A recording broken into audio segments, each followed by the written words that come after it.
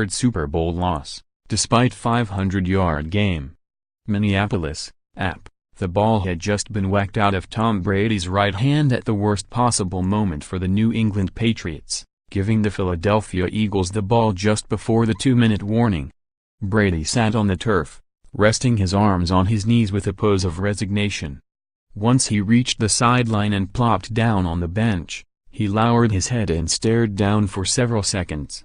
This was surely not the end of his unparalleled and sure bet for the Hall of Fame career, but at age 40 there's no guarantee this wasn't the last time he played in a Super Bowl. It's a team sport. The Eagles played a better game today, Brady said. They deserve to win. That's why we're not the champs. The fumble, forced by Brandon Graham and picked up by Derek Barnett, put the Eagles in position for a field goal that pushed their lead to 8 points. Brady and the Patriots had one last possession, but his final heave from midfield was batted down to give the Eagles their first Super Bowl trophy with a 41-33 victory and drop Brady's career record in the title game to 5-3. The all-time leader with 8 career postseason fourth-quarter comebacks, Brady wasn't able to notch a ninth.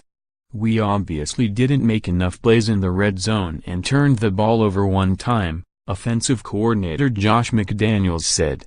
If we have a turnover that leads to some points for them, and you fail to score a couple of touchdowns in the first part of the game, generally speaking against a really good team, it usually comes back to bite you.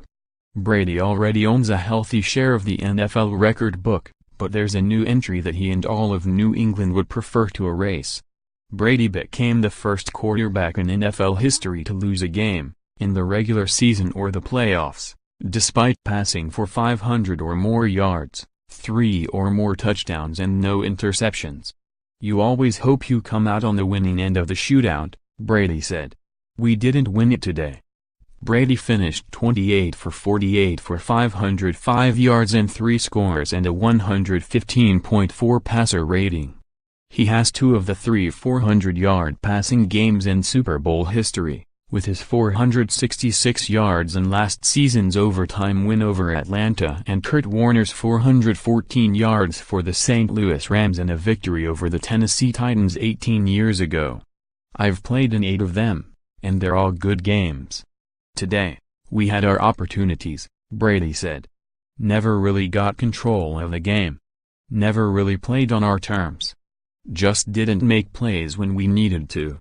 This was the second time Brady was voted the NFL's most valuable player and lost in the Super Bowl, a contrast he also experienced 10 years ago.